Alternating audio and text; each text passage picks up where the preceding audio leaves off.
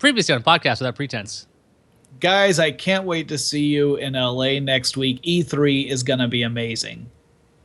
So my silence says it all. This isn't the right show. This was never the right show. How true that those words turned out to be. I am Jonathan Strickland. I am Ayaz Akhtar. And I'm Eric Sandine. And together, we will bring you the most comprehensive news about E3 on the internet. So, Eric, you're on the show floor. Tell us what you see.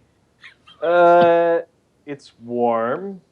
I think we're in Vegas. So obviously, Eric's been out drinking a lot. I've been out on the show floor in Los Angeles, and it looks a lot like last year's E3, except Microsoft sucks less and Sony has very little to say. Jonathan? I actually went to Nintendo's press conference, and now I am lost. Well, that's good. I think we've covered. That's our comprehensive coverage of E3. There we go. 2015. I think Thanks we can for move watching. On. Yeah. Yeah. Have you guys paid any attention at all to the new? I mean, I'm sure you have, but the news coming out of E3. Well, I was off on Monday, so I totally unplugged. And my workplace didn't realize that Monday was like the first day of E3. And so they're like, why did we give you that day off? And I'm like, I don't know. I randomly picked it 2 months ago. So like, okay, well, you can keep the day off, but it's going to be rough. And so I got caught up on about Tuesday morning because I'm like, oh, Microsoft, Xbox One backward compatibility. That's pretty cool. Partial compatibility. And Sony, I don't know what they're doing. I think they showed off Morpheus. They showed off, well, really mostly they were talking about the games lineup. I mean, that was the big thing that they talked about in theirs. And a lot of their stuff was keying in on nostalgic value. So one was The Last Guardian, which was a game that was announced several years ago and then kind of faded into development hell, and no one had heard anything about it since then. And so people were really excited that a game they had thought that they were eventually going to get to play, they may still eventually get to play.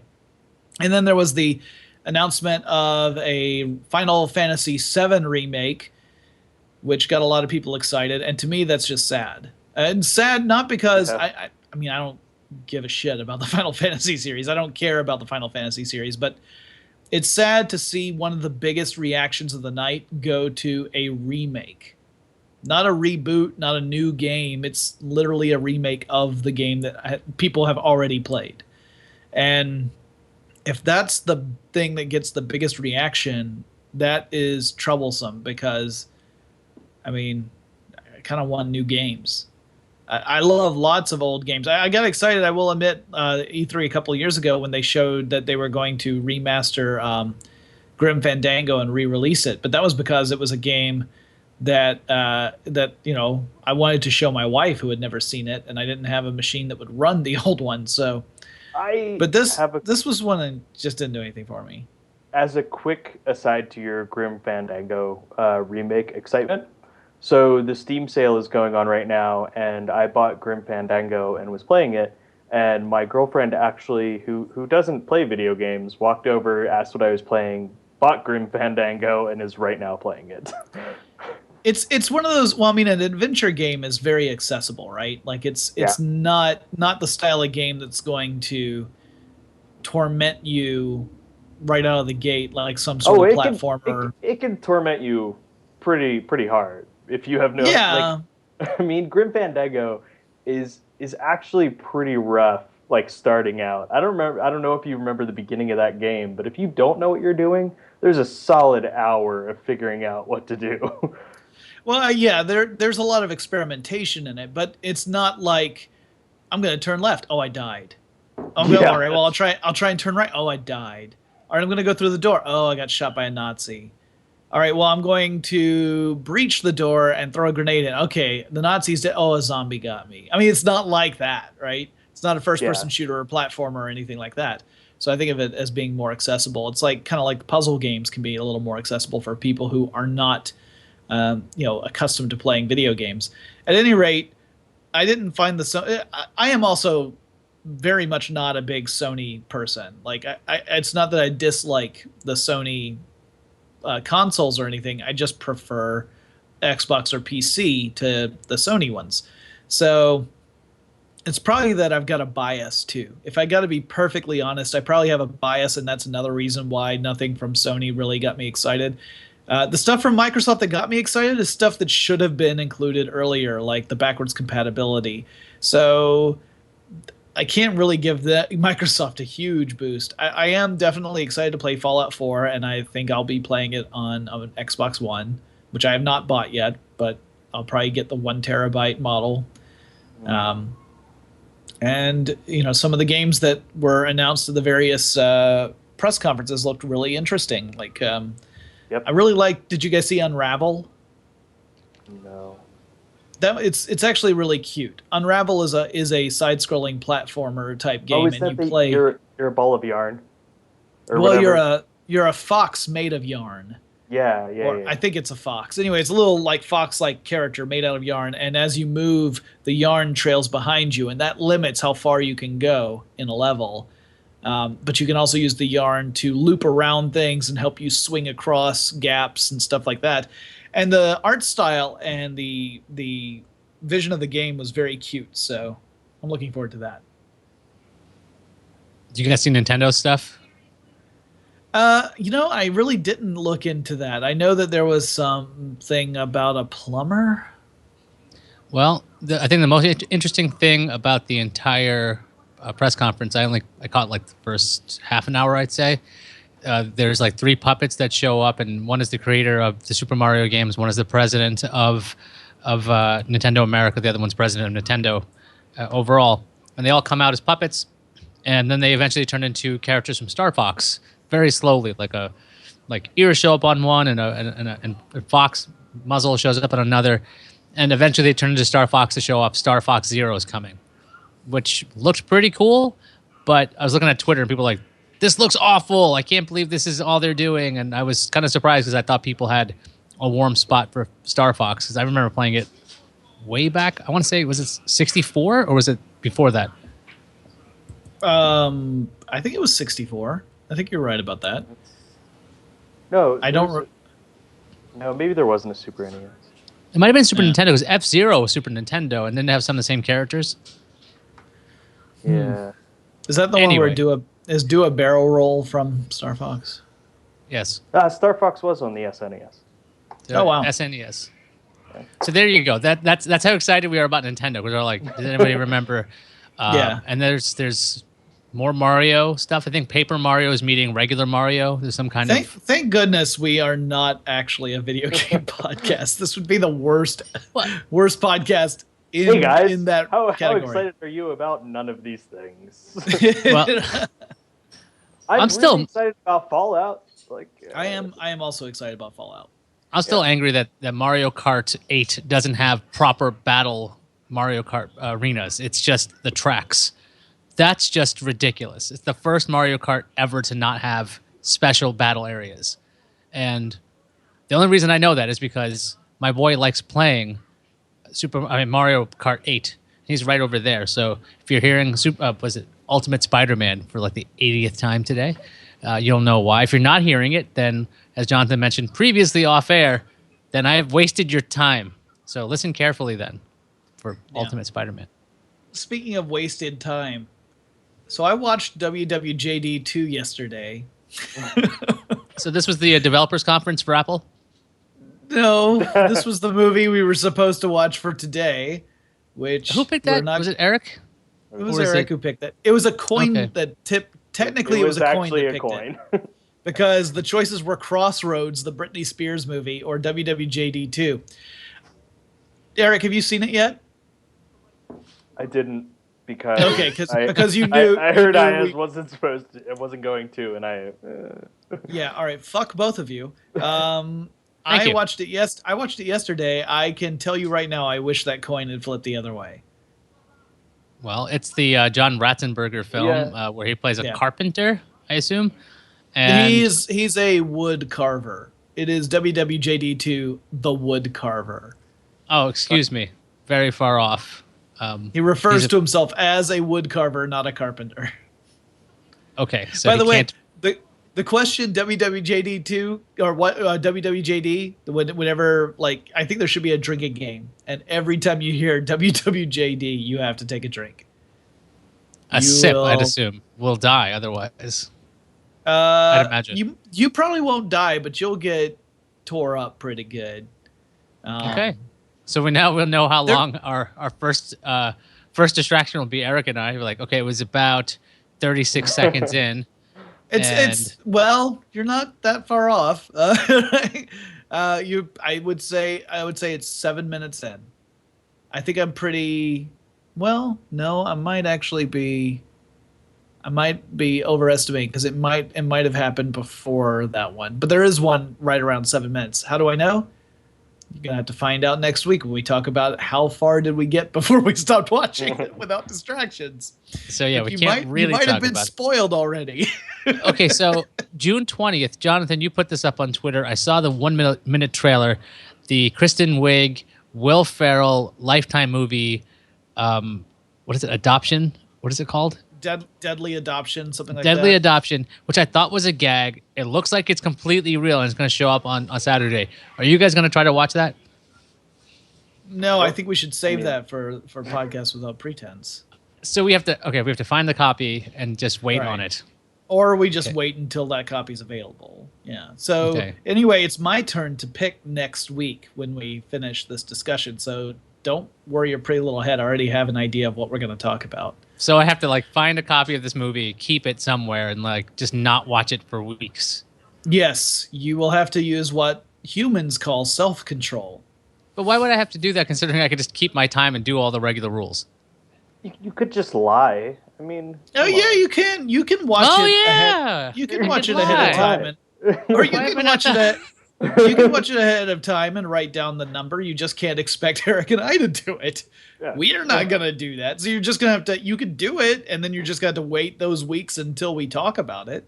Oh, I think there's no way I can not see that movie, but I will. I'll do my best. That's fine. You go ahead and write down the number, and then maybe one day we won't even decide to watch it, and you'll have that rich experience for yourself.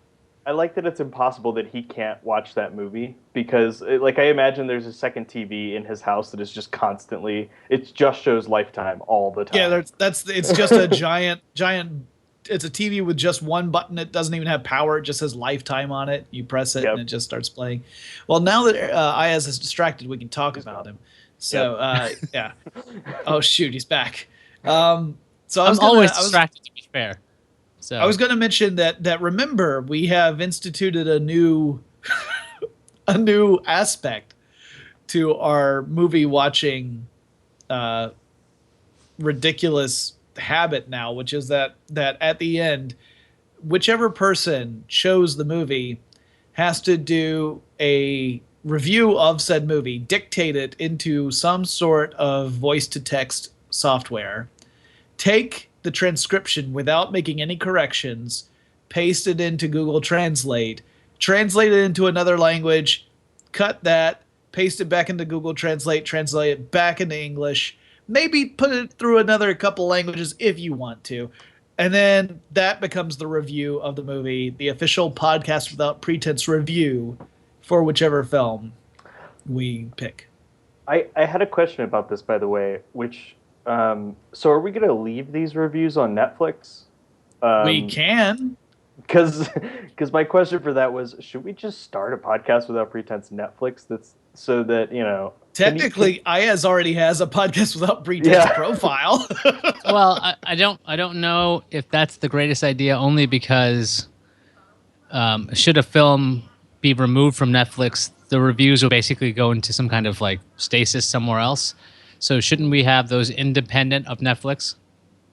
Probably. Well, yeah, totally. Yeah. Because the movies come and go all the time. Maybe we could try one of those blog things I keep hearing about. Just paste it around. I just throw it into paste bin and then we put a link at GFQ Network, because otherwise it's like, why make GFQ Network look like some kind of weird link farm or spam farm, considering it'd be like we're linking to the worst Netflix movies ever. Well, not just that, but like it's really broken English. Views. Yeah, right. Podcast Without Pretense, bringing podcast networks down from within for 4 years. SEO would be like screwed up, and they'd be like, "This is obviously garbage." They have 120 episodes, and it'll be like 3 of them are in bullshit. Right. But I'm really looking forward to hearing what these reviews are. I feel fairly confident that for the general type of movie we pick, the review will be of higher quality than the actual film. Well, my question is whether, like, we come up with nicknames for characters. I know I do a lot, and they usually have more than one word. So I'm very curious how, like, the chick with the red hair, how that's going to translate back and forth, because it'd be like the red-headed chicken.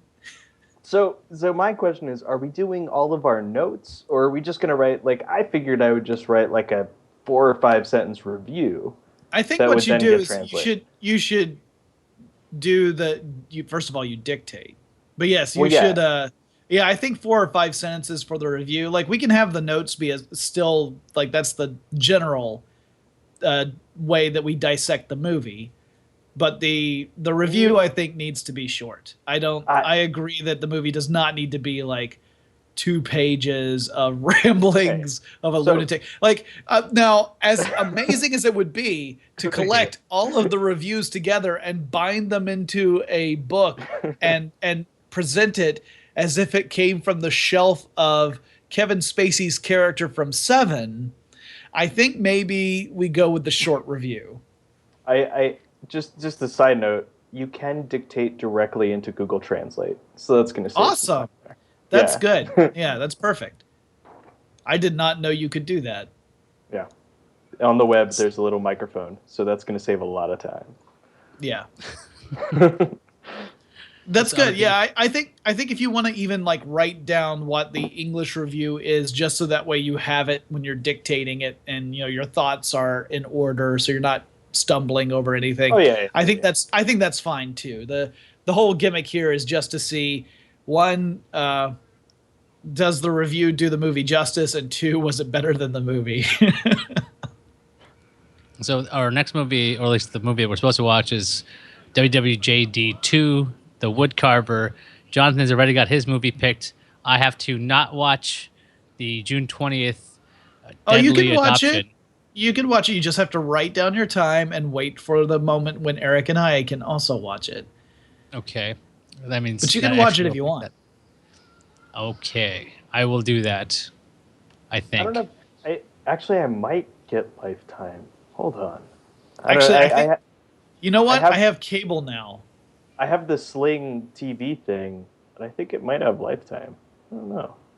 I might actually have Lifetime as well, because I was having so many cable internet issues that I finally had to have Comcast come out here. This is not a plug for them.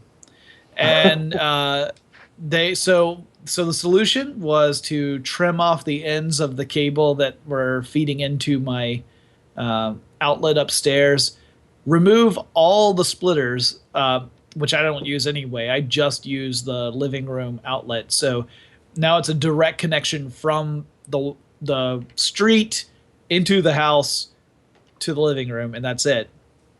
And while he was here, he went ahead and hooked up the cable television so it actually worked, which is new to me. I've never had it work before. So I might even have Lifetime. I don't know for sure, because I've got a real basic cable package. So, but I'll check. Do you have a DVR? I do.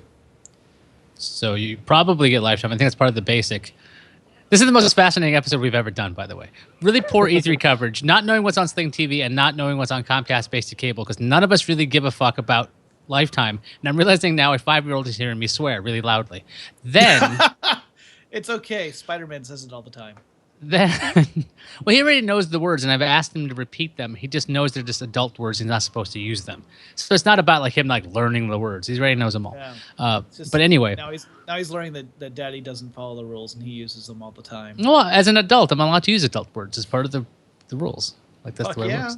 Yeah, there you go. It's a good thing this is not being pumped. This is society. If it didn't work this way, everything would just be chaos. Well, that's like PG-13 to rated R, right? It's kind of like, well, it's more like MPAA rules than society. That's not exactly indicative of society, I'd imagine. But yeah, so Lifetime, I'm looking forward to this. Otherwise, tonight I'm going to see fireworks, assuming it's not raining. That's another reason why this episode's super short. So if you're like listening to this in the middle of it, it's raining, so there might not be fireworks, which I guess I'll find out soon enough. Yeah. You guys, are you guys excited about fireworks that you won't be able to see from where you are? Because I'm not even near you a guys. little bit. I was mostly excited that I didn't have to go outside today, because it is in the upper 90s and high humidity here in Atlanta, and it's going to be like that for the next several weeks. So it's going to be miserable. So I was glad. Let me that ask you. I didn't have to. Yeah. As a person who's losing his hair, that being me, is it better to have hair and be sweaty, or is it better to be bald and sweaty? Well, I don't know, because I live in Atlanta, where the humidity is so high that your sweat never evaporates off of you in the first place. Mm-hmm. So when you want it in the hair, so it just kind of stays there? Either way, it's either going to mat your hair down, or it's going to pour into your face. But either way, it doesn't evaporate, so it doesn't actually cool you down. That's actually one of the reasons why it's dangerous to be out and about in Atlanta during this kind of weather, because your body will start producing lots of sweat to try and cool you down, but because the humidity is so high, the sweat never evaporates, so you don't cool down, and your temperature continues to rise. So do you carry like a head squeegee? Does that help? Or I don't need a head squeegee. I have a thing called a hand. What's that? That's like a head squeegee. I literally do this. I use the hand. I go across like this, and then I go sploosh. That's like an organic squeegee.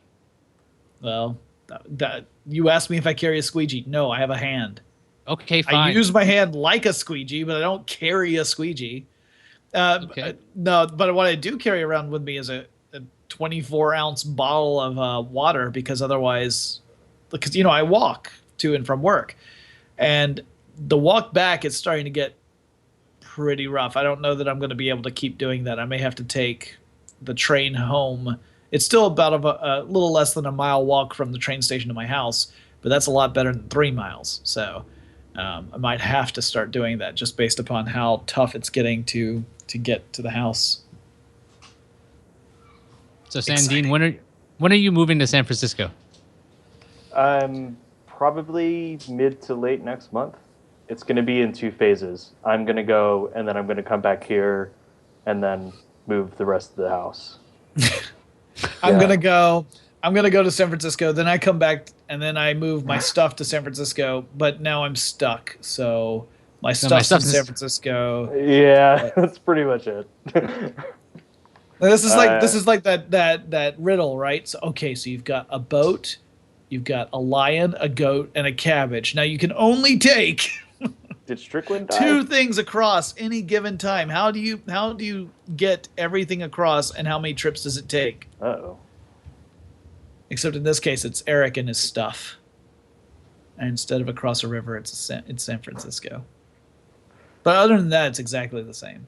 Exactly the same. Yeah, right. Yes. All right. Well, Ayaz is being interrupted. So do you want to say something loudly then, if you're going to be on air? Hug. A hug? Hang on. Oh. Not from At least it was hug. I thought it was something else. Yeah. I thought it was the adult word.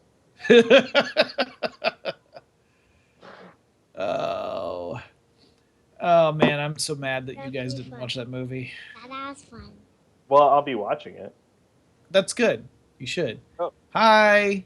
Yeah. Hey. Hi. Do you know these people? Hi. Mm-mm. You can't see them? No, he's just One of them is we call one of them Jonathan. Look forward. That would be me. That's Jonathan. This one's Jonathan. Uh-oh. We call the other one Eric. Okay. Say hi. Hi. We got Suncast producing. Say hi, Suncast.